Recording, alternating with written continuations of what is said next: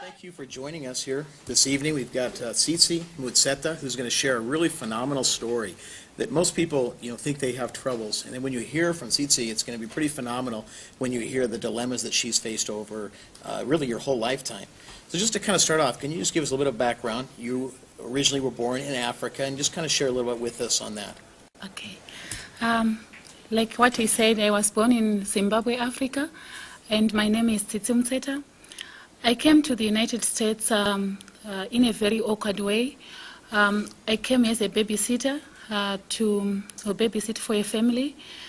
This family came to Zimbabwe. They were looking for cheap labor, and they came to my village, and they chose me to come to the United States. When I came to the United States, I worked for this family for 3 years, and I wasn't paid for it.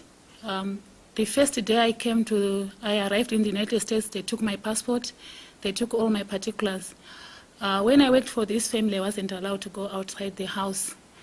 Eventually, when I came out of that situation, I decided to go to school. The first school I attended was Miracosta College.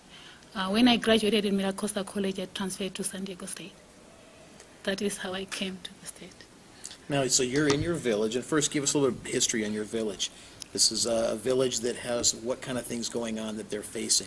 When I was in my village, things were good. Were not like very bad as it is now. But when I came here, things started. Everything started falling apart. I think you guys have heard about HIV, which is actually attacking all over in Africa. So my village was attacked with HIV, as people started dying in my village. And when that happened, I didn't know what to do. It was like every time I would receive some phone call saying that somebody has died, somebody has died, somebody has died. So things are very tough right now in my village because of HIV. Now, where you went to school, how many people were there in your class? In my class, we're a class of 150 people. And how many are now deceased? Everybody passed away except 3 people left. So 3 people are remaining from your class when you went to school? Yes. I mean, for the class I graduated with, only 3 people are left. These people, it's me because I came to the United States, and one of my friends was married to a pastor, and one of my friends was married to a very rich guy. So they are the only one who are left, and everybody else, they died with HIV. Now, so you're in this village. There's a lot of dilemmas that we're going to talk about. Mm-hmm. And so you are confronted with someone coming to you saying, hey, how would you like to come to the United States? Tell us a little bit about that. What is it that they told you that would happen to you when you came here? They told me that if you go to the United States, we are going to change your life. We are going to buy you a house in Zimbabwe, and we are going to send you to school.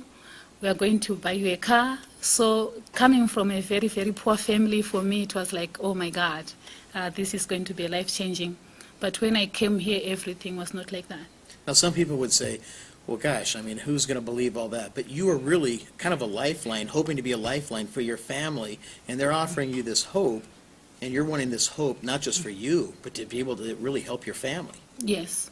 So you told them, okay? Yes, I told them, okay. I told my father and my mother that I want to go, and they were like, oh, my God. My mother was very, very happy, but my father said to me, oh, my God, T, this is a very, very good opportunity for you and for both of us.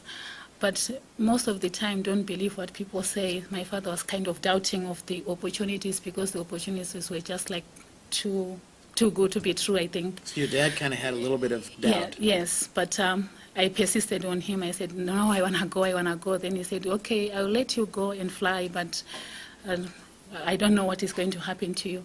So every time when I'm in trouble, I just think of what my dad told me, that, it's not all that those people say, oh, okay, this is good and it's going to be good. Sometimes so you're excited, you're fired up, you're on a flight coming to the United States, you're excited, you're dreaming, When did things start going to where you said, something's not right? I started working. Right away when I arrived in the United States, I started working. And after a month of working, when I came, the family I was working for, they had only one son, and the wife was pregnant. So I was going to take care of two two babies.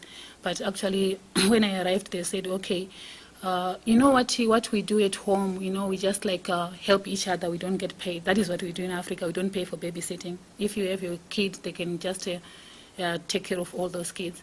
So they started bringing on other kids from their friends. So I ended up having 8 babies I was taking care of. And they were charging these other families for the babysitting? Yes, and they were not giving me that money. And they told me that I was just helping them. For me, I believed them because that is what we do at home. They said, we are just going to help like what you do in Africa. You don't pay for babysitting, so I'm just helping my friends. And they were not allowing me to talk to those people. They said, you don't talk to her. She doesn't understand English. I understood English a little bit, but I could not really speak English. So those people, they didn't talk to me. The way I found out that they were being paid is they went for a vacation, and it was at the end of the month.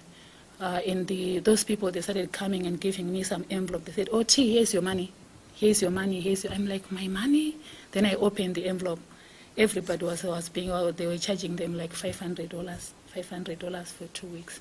So that is how I discovered that they were being charging those people. And this when they were on vacation? Yeah. So they returned from vacation, and you say what to them? I just told them that I don't know these people. They brought this envelope for me that it's my money, so I don't understand. Then they just said, okay, it's not your money. It's not anything. So in one moment, you saw these people as your rescuers. Yes. And now you're starting to lose trust, seeing that they're deceiving you. Yes. What's going on in your mind? Your family's far away. You're there all by yourself, and now the very people that told you all these things are starting to fall apart. What's going through your mind? I just wanted to get out of there, but I didn't know how I can get out of there because things were very difficult. The first thing I thought about was my family. How can I tell my family that I'm not being paid, and what can I say? Then one day I told to them, I need to go to talk to my father and my mother, and they said, you can't talk to your family right now. They didn't even want me to talk to my family. Then I said, if you don't want me to talk to my family, I'd rather just go home or do something because I can't live like this. Then I told my dad and my mother that, this is what is happening. I'm very, very sorry that I can't send you money. I can't help you because I'm not being paid here or anything. And my dad, the first reaction to my dad was like, okay, I'm going to sell all my cattle and then I'll make you come home. Then he was like, Then I said, okay, Dad, I'll call you tomorrow. Then I thought about my dad selling the cattle. That is our lifeline. I was going to sentence my family to death. My sisters were going to die if we don't have cattle because they are the ones which goes to the field and plow for us, and it's our source of income. So the next day I told that family, I said, I want to call my family again. Then I told Dad, you know what, Dad, that is okay. I think I can manage. My dad was like, and then I told him, they changed their mind. They're going to help me, but I'm not sure about the money, but I think I'm going to stay there. Okay. So really you're being held hostage by not only this family, but by the psychological games that were being played where you didn't want to be embarrassed for your family. You didn't want your family to think you had let them down. And all this time you're thinking, I should have listened to my dad. What's going yes, through your mind? I'm just thinking, I wish I'd listened to my dad. I just said, my God, I wish I'd never come to the United States. At that point, I didn't know what to do. I was like, I didn't want to be here at all. Now, there was times you wanted to leave the house and go places, and you were really not allowed to, were you? Yeah, I was not allowed to go. I remember one time when I asked them to go to church, and they told me, no, you cannot go to church. Then the husband was like, oh, no, let her go to church. Then I went to church. It was Easter time. Then when I came back, the doors were locked, and I slept outside. They had you sleep outside. Was that, do you think, punishment? I think it was punishment for that. Yeah. So from that day, I didn't ask anywhere to go anywhere. And I'm foreigner here, and I'm sleeping outside. I was just crying. So they pretty much knew they had you. Did they get abusive with you physically? verbally when you started to see something's not right and they started sensing maybe that you wanted to leave? No, every time when I started doing like, I want to leave, I want to do this, I want to do this, that they started being nicer to me. Like, okay, we're going to do this. Okay, we're sending money to your family. Okay. They even wrote me a letter to my family, which I didn't know about. And then they said to my family, oh, we're going to send her to school, so don't worry. We are saving money for her so that she can go to college. Now, you had a dream to come here, work, not only to help your family, but you wanted to go to school to be a nurse. Yes. Right? What drove you? What was your burden to be a nurse? Why? The reason why I wanted to be a nurse is like in my village, you don't have a clinic or anything. So there are some times when my dad was like, he'll say to us, okay, I want to take you to town. And then you can see how town life is. And then I'll see the nurses or people, helping other people. Then I said, oh my God, I need this for my village. So from that time, I just said, oh, I want to be a nurse. Okay. And you meet someone that helps you get away from this family. There was a funeral in Los Angeles, and this person who died was from Zimbabwe. It's a lady who died from Zimbabwe. So what Zimbabweans do, they gather everybody. When somebody dies, they call each other, and then we go and maybe try to ship the body home. So that is what happened. So they called this family because the wife is from my country, but the guy is from this country. So they wanted the heir to go to the funeral so that he can participate in that. So they didn't want to go. So they said, okay, we're going to send you a representative. Our representative is going to be our babysitter. So that was my first time to go outside the house, and I cannot believe how happy I was to see the sun and everything. So I went to Los Angeles that day. So the funeral went well, and Zimbabwe, they decided to send the body home, and everything was done well. And after that, then the guy who is the leader for the Zimbabweans, he stood up and said, you guys, you have to put all your paperwork in order. Don't stay in the United States with legal papers or anything. If you are a student, just go and tell your professors to look at your papers so that you can stay here good. You don't want to be sent home because you made an error or something. The first thing you need is a social security card and a driver's license. And that is when I said, oh my God, what is a driver's license? What is a social security? So they had you on like a J1 visa to originally No, get when you I here? first came, I came here as a student, as a visitor, a visitor's visa. So then they said, even if you're a visitor, you must have a social security and whatever so that you can stay here for those particular time. But you must get those in 6 months. And I'm like, oh my God, this is not 6 months, so which means I'm here illegal. So I asked the lady who took me to Los Angeles, what can I do? The lady was like, oh, okay, I'm going to take you to the Social Security Services so that you can get your Social Security card. Then she came to my house the next day where I was working. And then she asked me, she said, okay, let's go. But I had like 8 kids already in the house. And the first thing she asked me, she wanted the passport, and I didn't have the passport, so I could not go. Because the family had the passport. Mm-hmm. So I could not go to. So did you tell them, a family has my passport? How did Yeah, you... I told that lady, I said, this family has my passport, I don't have the passport. That is when the lady just broke down, she started crying, and she said, why are you crying? I call her mom, even today I call her mom. I said, why are you crying? She said, T, you are a victim of human trafficking. I was like, what is that? Then she started explaining to me what it is. Then I said, oh my God. And So this is the first time you really realized you were trafficked over here Yes. intentionally, purposefully, yes. and now all of a sudden you're seeing possibly a glimpse of freedom, but you still know they have a grip on you. Yes. And how did you get your passport from them? Then I told the lady, was like, okay, do you want me to fight for you? What can I do for you to help you? Because I look at you as my daughter. Then I said to her, I don't want you to get involved. I'm going to talk to them. Then he said, oh, how are you going to talk to them? I said, give me some ideas. Then she gave me some ideas. Then she said, just tell them that, the immigration called you and told you that you are here illegal. And if you say that, and then told them that I don't want to be here illegal, you have to fix my papers so that I can be here legal, or I have to go home. So when I came, I told them that. Then they were like, how come you picked up the phone? Because I wasn't allowed to pick up the phone. Mm-hmm. I said I heard them yelling my name, so that's why I picked up the phone, and they told me this, that I'm here illegal. So that's why I want to go home, or you can fix my papers. So they told me that they were going to find a lawyer, and they did, and it didn't work. That is the time when they said to me, okay, now I think you should go to school. which church do you go to, T? I said, I'm Catholic. They said, good. Catholics, they can actually help each other. We have a Catholic charities, so you can go there. So I went there and I explained my situation to one of the nuns, and the nun was like, oh, that is easy. You just have to go to school. And if you go to school, we change all your status. So the Catholic Church, they found me a place at Miracosta College, so I went to Miracosta College.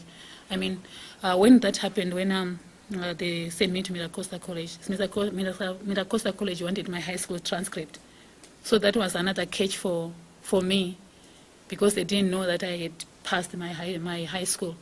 So they said, okay, do you have your high school? That is the family I was living with. And I told them, yes, I do have my high school. They said, did you pass your high school? I said, yes. They said, no, because you're just like a savage in the village, so how can you pass your high school? I said, I have it.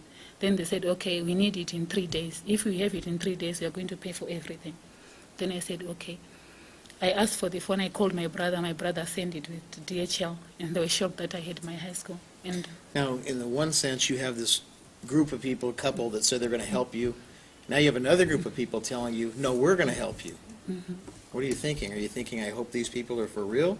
Was it hard for you to trust them because you had put your trust in another group of people and been betrayed? For the nuns, I trust them. For the family I was living with, I had a sense of trust, because I was like, okay, if they brought me from Africa to here, maybe they are going to help me. So maybe all I need is the transcript from my school, then I can go to school. So when the transcript were there, then they sent them to school. Miracosta was like, oh, this is the person we want. She's okay. She did well in high school, so she can come and study with us. That is when I started seeing that they were not going to do, because they were supposed to pay international tuition, which is very, very high. Mm-hmm. So they didn't want to do that. Do you have anger towards this couple? Yes, I do. If they were watching this, what would you tell them? What would you say to them if they were listening to you right now? I'll just ask them, why did you take me away from my village? It was better for me to just die with my family. Is there a time you can look at this and kind of say, everything can work for good? For example, you were brought here, you got to meet other people, now you are getting your education. Do you kind of see where there's some other people that did good and their good can kind of undo some of the bad? The only thing which came out of this, which I really, really appreciate, is my school, Miracosta College. The instructors, they helped me, and I cannot even thank them enough.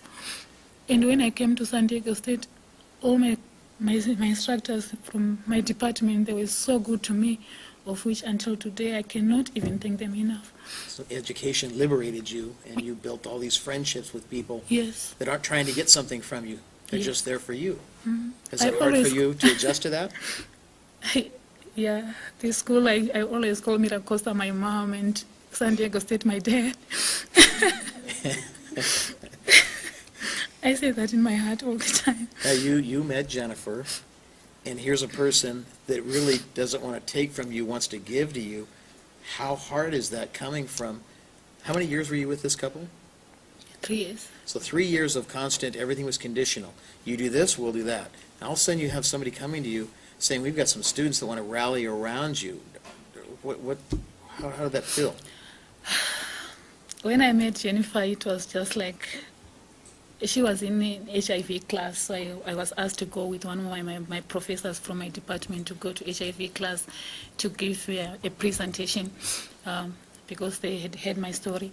So when I went there, after I gave my presentation, Jennifer just ran to me and she wrote a check to me and she said, T, please, just hang on, I'm going to do something. And she came with another lady, her name is Claudia, she's the one who designed our website. And both of them, they said, we're going to do something, I don't want you to cry anymore. And I just said, oh my God, maybe they will, but I didn't believe. But now I'm just like, oh my God, I'm in a shock every day, because every time when she talks to me, I can't stop crying, because if you find somebody who just helps you for nothing, it's just like unbelievable. It's incredible. It's that unconditional love. Yeah. Jennifer, share what connected you? Something drew you, her sincerity, all she'd been through. Just walk us through that. Watching her in my confronting AIDS class was something I had never experienced. I mean, I've heard stories all the time of, stories coming out of Africa, people being human trafficked, or HIV/AIDS stories. And I've always had an interest in HIV/AIDS and the relief that I've always wanted to take part in relief with it. But meeting Tsitsi was much different because she seemed so reluctant to ask for help almost, just because she was already seemed so grateful that people were listening to her. And the night I heard her story, I was in complete shock because I had no idea that someone at our school, where we walk around on campus every day and don't think twice about everyone walking past us, that someone at our school was going through this. And you can ask my roommates that I lived with at the time. I came home, I couldn't even speak to anyone. I was just in shock of what she had told me, or told our class, her story. I was in shock that no one was doing anything about it besides her. Well, she was already doing a ton about it, but she wasn't really having like the support behind her that really she needed. And she has much more, like a much bigger part to her story about her health that really was what drew me to it, because despite her health problems that she was facing, she was still putting her village before herself and before anyone else. And that's what really drew me to it, because it is one thing that she was doing this all on her own, supporting her village, doing all this relief on her own.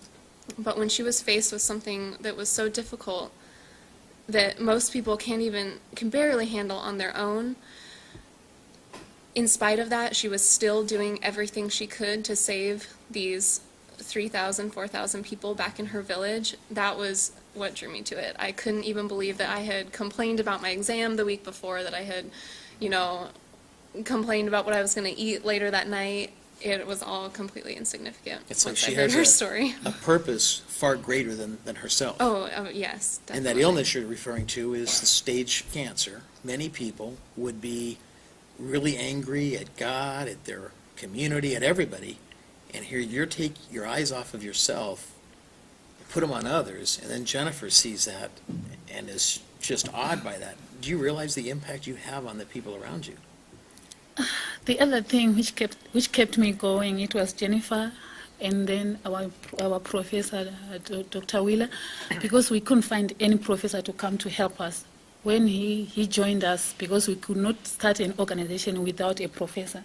So when he said, "Oh, I'm going to help," Jennifer called me, says, "T, we found a professor." I was like, "Oh my God." Then I said, "I can't think of cancer now. I have to keep on going." So I kept on going, sending money to my village, doing everything I can, because I didn't want to disappoint him after agreeing to work with us.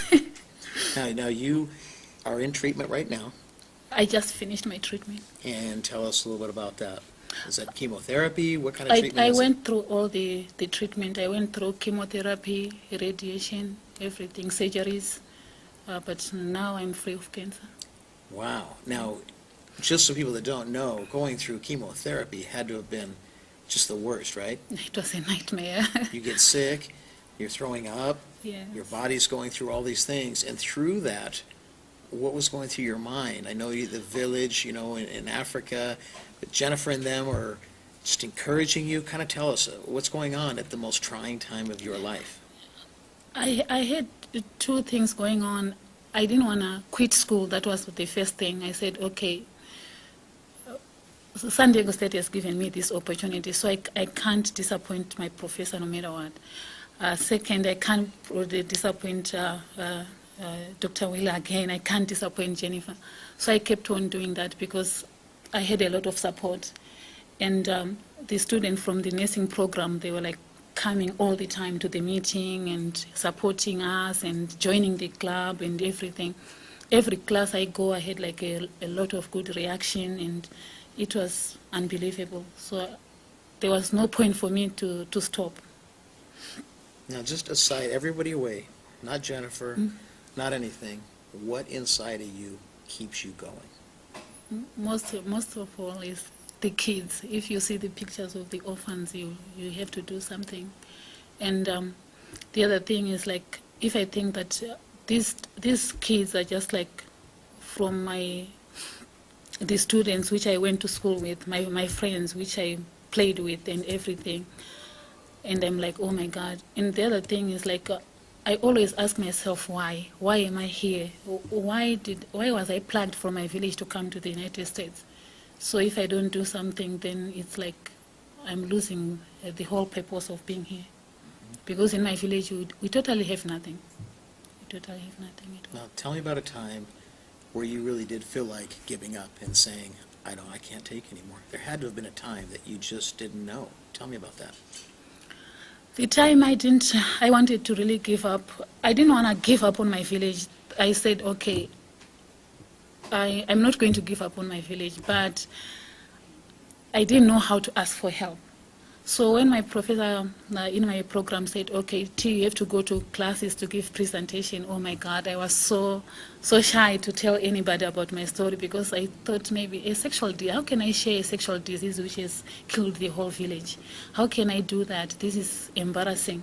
So I didn't want to share.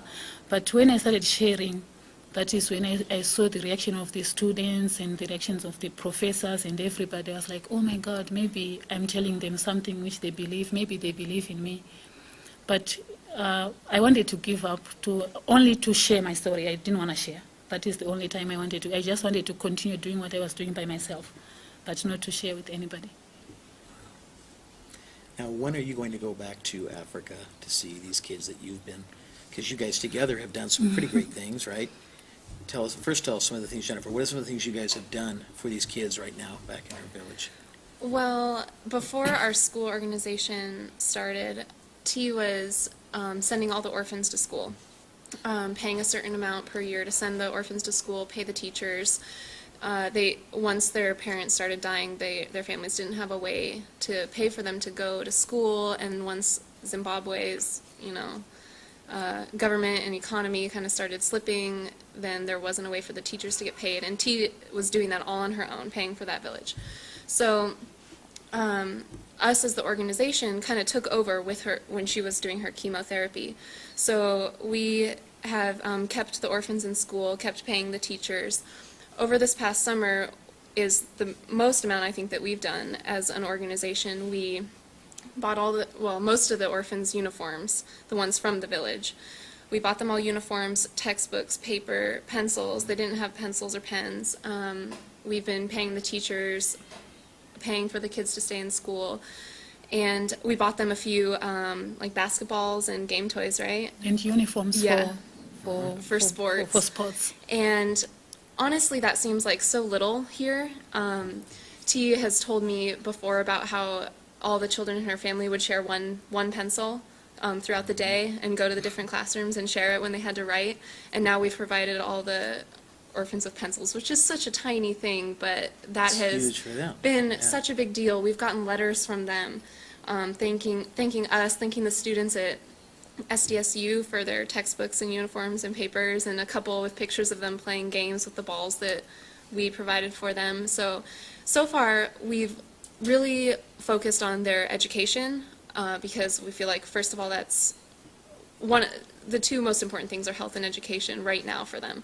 And so we have really helped with the education part, which I think $600 was the total that we spent. Yes. And we outfitted their entire school with textbooks, paper, pencils, uniforms, games. You can stretch those dollars, right? Yeah, it just goes so far there. So now, do you want to go over there one day? I do, yes, I do. Now, are you guys planning a trip together, you two?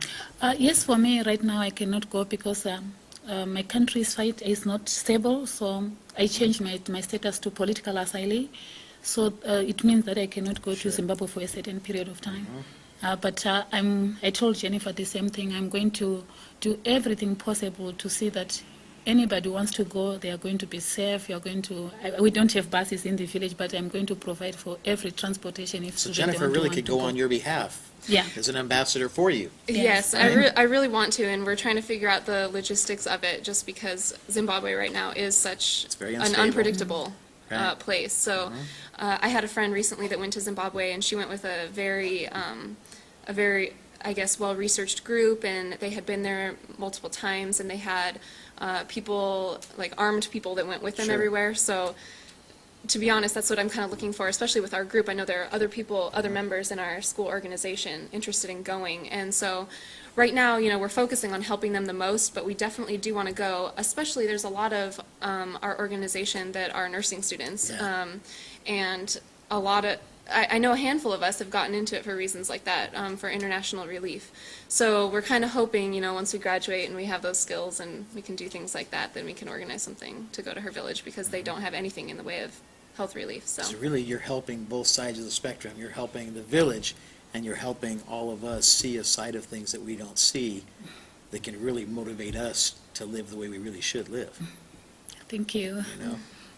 Let's open up for some questions. Are there any questions from anybody from the audience here? I've heard this story a few times, but when you were going to San Diego State, how many jobs were you working along with going to school? I had 3 jobs, and as well as going to school. And then, can you tell us a little bit about the custom in Zimbabwe when someone passes away with kids? Didn't you have to take over the role of Okay.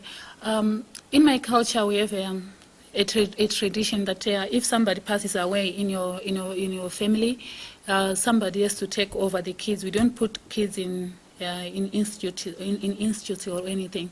So my sister passed away, and then there was a little ceremony which was done so that her daughter was passed on to me so that I can be the mother. Then I accepted that. Then my brother passed away. Then she left 3 kids. Then they did a ceremony again. I had another. Now I have 4 kids. And then my brother-in-law passed away. Then they had a ceremony. Then she left 3 kids. Then I had a total of 7. Then my uncle passed away, and before he passed away, he told the family that I want tea because she's outside the country and she's more responsible. So I want her to take care of my kid, my daughter, her last born daughter. So they passed it on to me. So now I'm a mother of 8, according to tradition. So all those kids, they're like my kids. My oldest son is 18 now. His name is Calvin. All right, good. You got a question, and we get it back there.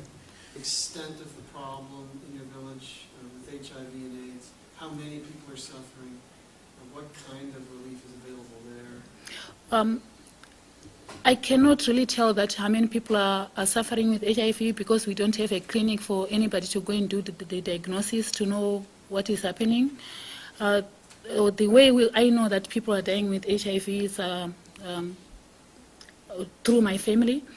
Like when my brother was about to die, they didn't really tell me, because this is like a sexual disease is not really like open for people to talk about. So what they tell me is like, oh, so-and-so has TB, and this has this and this. They don't really say, okay, it's HIV, because they know that it's a sexual disease. It's not allowed for us to talk about it culturally. So when they told me my brother had a TB, I demanded for my family to send my brother to the doctor, and I called the doctor myself, and I said, I want all the diagnosis and everything. That is when I found out that my brother is HIV. And then I started like communicating with the teachers and all that, and all other people who are a little bit educated. Then they were telling me that, okay, people are dying with HIV. That is when I discovered that people are dying with HIV. We don't have a clinic in my village. Our nearest clinic is about 30 miles away from the village. So. All right. Let's get you in the back, and then we'll go over here. Go ahead. What are your dreams for your village? Like, how would you like to see it in in 1 year, in 5 years, in 10 years, in 20 years? Like, what do you envision happening there? I always tell Jennifer this. My biggest dream is for my school to feel compassion for me and just adapt my village.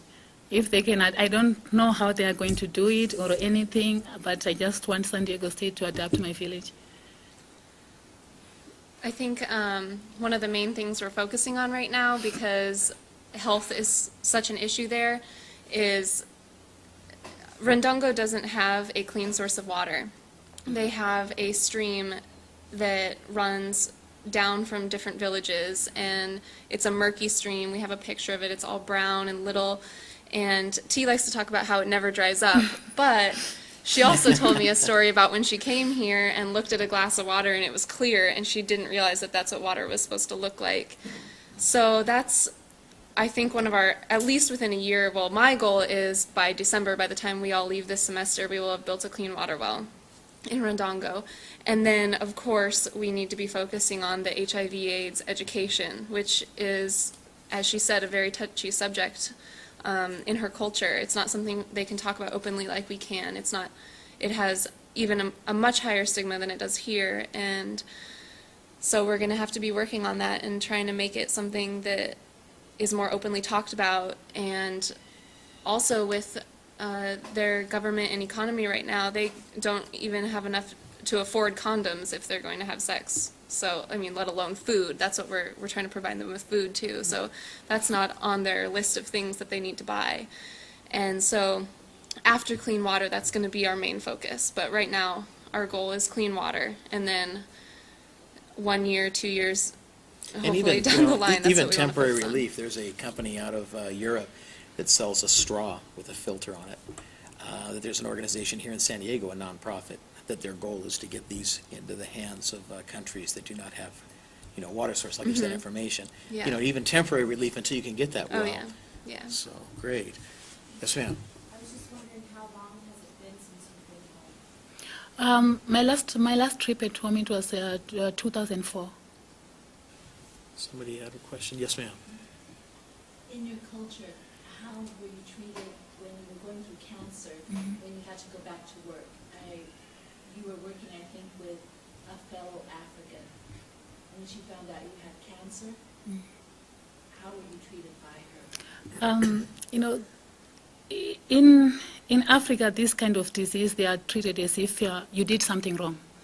So I was working with one of my colleagues from Liberia. So when I told them that I had cancer, they just thought I did something wrong. Maybe I refused to get married to a chief or something. So it was just like a nightmare.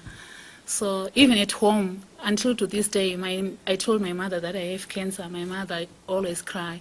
And she told me that she will never share that with anybody. Nobody in my family knows that I have cancer. I mean, like my uncles and my distant family, except my sister and my mother. That's all people they know. Because if she shares that with people, my mother will be rejected with the society. They said, okay, maybe you did something wrong for your daughter to have cancer. So. Yes, sir. There we go. Do you feel thankful at all for coming to America? At this present moment, I'm very thankful. I know the way I came, it was not a good way, but now I'm thankful. That's why I always think maybe I was supposed to be here to do this, because if I was home, actually I wasn't going to do anything. But I'm still angry about the way I was brought to this country. Jennifer, I want to ask you real quick, what changes have happened to you? And I want you to just contrast, had you never met Tsitsi. What changes, what are the differences in your life now as they would have been if you had not met her? I was never, ever one to join a student organization for any reason, let alone head one up. So really when I met T, I wasn't envisioning a school organization, but when I started helping her and started talking to my friends and talking to people, it really, for me personally, I had never seen or dealt with people that wanted to help others in so unselfishly. And so many people had so many great ideas, and they all just started flowing, and I felt like there was no way to really channel those unless we did have a student organization. And honestly, my faith in people is completely different than if you would have asked me a year ago. I never would have believed that people could join together for someone like T and help her out. Come every Monday, and they're all here, and they're all willing to help, have so many great ideas. And I was probably much more pessimistic before I met T, and now I honestly believe that if you really want something, no matter what, you can get it because of meeting T, because she, against all odds, really, I know that sounds cliche, she has done so much for her village. in the face of cancer and people telling her she can't, people enslaving her.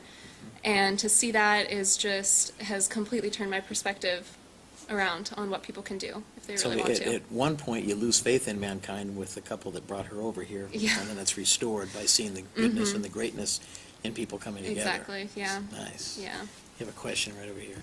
Yes, what, if anything, has happened to the couple that brought you over? Nothing was done to the couple. I didn't do anything about it, so I don't know. I didn't do anything about it, so I don't know where they are right now.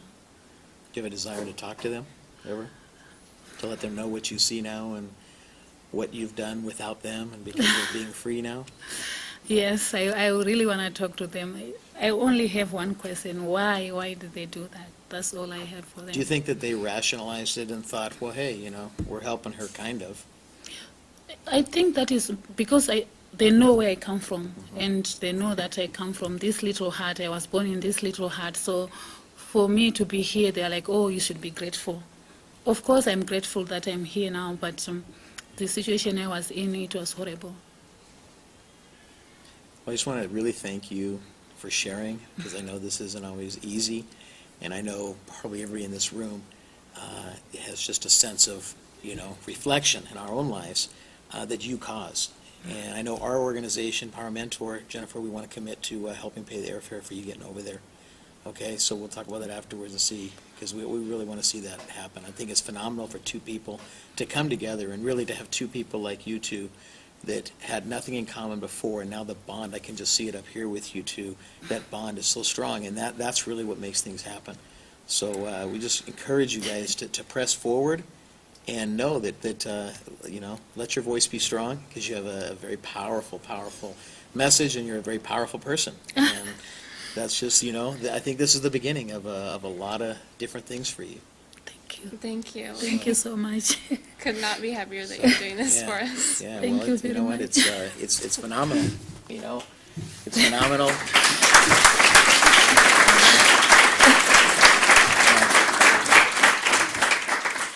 And the impact two people can have on a community is phenomenal, and that's the biggest encouragement I would give you, is never worry about it being small numbers. Small numbers can do some great things, and when you get your message out, people will rally around you because it's the right thing to do. So thanks again for joining us.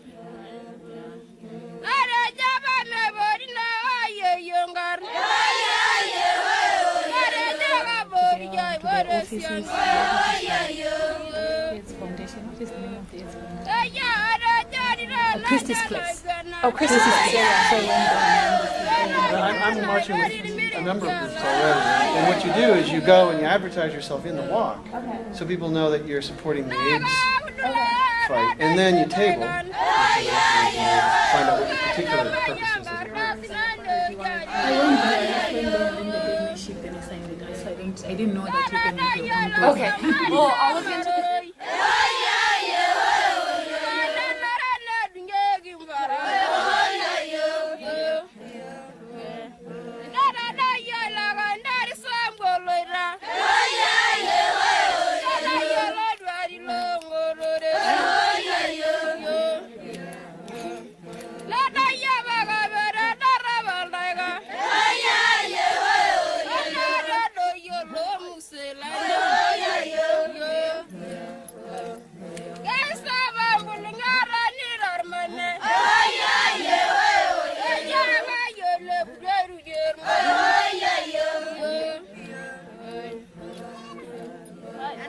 Okay.